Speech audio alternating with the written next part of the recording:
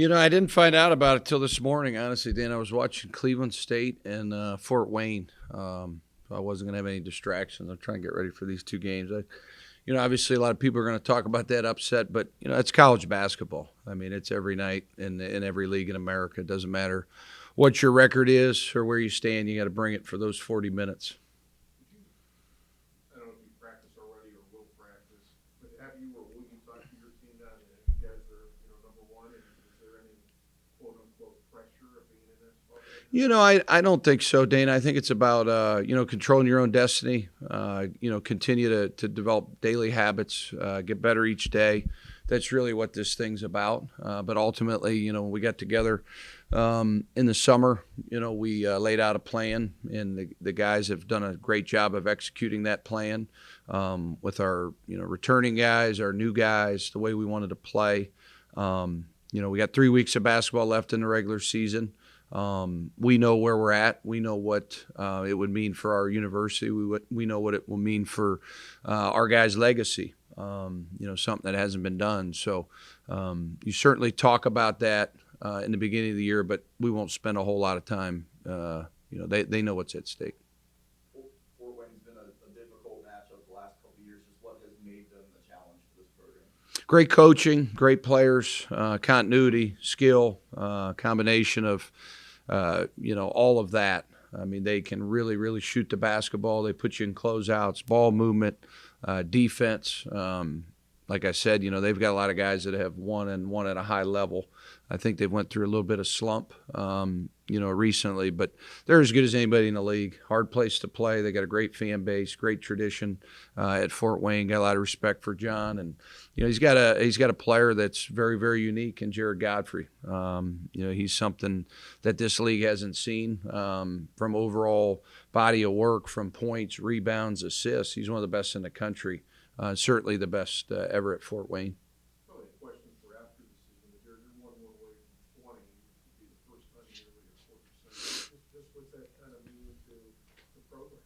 Yeah, I think, Dana, what it means is, what we set out to do, we've been able to do it. The coach that holds that record and that team, Dan Peters, is the reason I'm here today.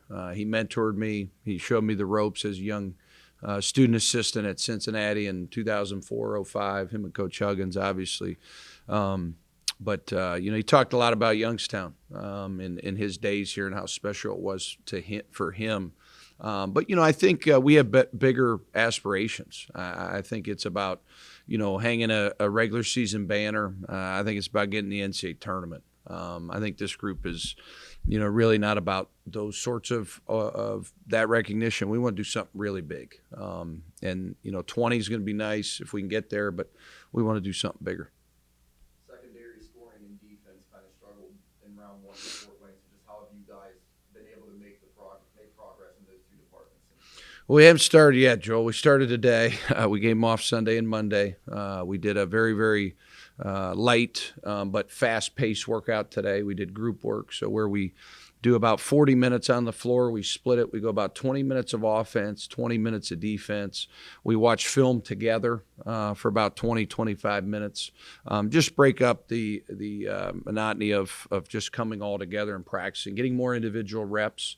But we understand that we're going to have to play really well. Both these games are on the road. These have been very unbalanced series. Quite frankly, they've dominated us, both programs. So we've got to be ready to go. Sure. I mean, now you're playing meaningful basketball for you guys. I think in the past you were playing meaningful basketball trying to get in position, but now you're at the top. So is that different where all these games now are, meaningful games? And is it one game at a time? Yeah, I mean, I think it's one day at a time. Just work to the best of your ability when you're in the building.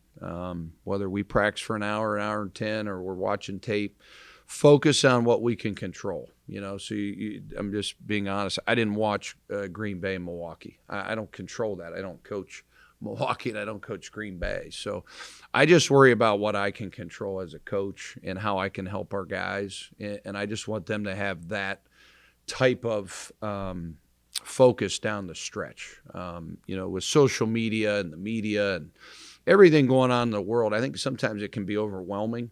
So you got to stay very, very locked in. But at the same time, it is exciting. Our guys do, deserve, the credit they're getting and the position they've put themselves in. But, you got to finish. It's all about finishing. And we got to have that grit. We got to have that toughness that we've had. We made a huge jump, Dana. 4 weeks ago, we were 7th in the league in points per possession on the defensive side. Everybody wants to talk about our offense. Our offense hasn't been that good the last 4 games. It's been our defense. So we went from 7th to 3rd in the conference in points per possession defense. That's a major jump. I'm really proud of our effort defensively. Now you're going on the road. We got to ramp it up even more. But great strides on that end. And if we can continue to do that, we're going to be a tough out. What things specifically on defense then have you seen kind of make that jump? Yeah, it's a great question. We met with our analytics people today, HD Intelligence. They've got about 50 programs around the country, so we spent about 40 minutes with them looking at all our lineups, looking at every single guy on our roster that's played minutes, their strengths, their weaknesses, their numbers, what their production looks like when they're on the floor, our offensive production, our defensive production, where we can get better. Defensively, simple. It's transition. We've been really good in transition D. We are 3rd in the conference right now, keeping teams off the glass. We're 1st in the conference of getting teams to shoot 2-point field goals. So we're not giving up threes in these wins. We've had a problem with that early in the year. So if you get back in transition, you set your D. You don't let them make a 3. You make them shoot a 2 and you box out. You got a good defense. Sounds pretty easy, right? But that's really what we've done, and that's why, Joel, we've made a great stride. The last 4 games have been phenomenal. So, Not to dive too much into the analytics, but do they give you suggestions? oh yeah, Or just information? yeah. No, I give them a lot of hypotheticals. Who should I play? And should I play Dana Bolish or Coach Calhoun, or should I play Jamie? Or I ask them a lot. But ultimately, Dana, as a coach, you gotta look at the numbers, right? You gotta look at these numbers, and then you gotta look at how the flow of the game's going. But those numbers can tell you a lot. And it's changed my whole coaching philosophy, to be honest with you. It's made me a better coach. It makes you aware of things you may not know. And we try to implement some of those things. So do you send them game or is it just information? So after every game, Dana, they'll do should do a story on this. You'd find this pretty interesting. By the time I come in and talk to the team, I've already got a report of exactly the analytical breakdown of the game. We have targets we're trying to hit on offense and defense. It gives us our efficiency on offense in every single statistical category you can think of. So right after the game, I know exactly why we lost based on the analytics.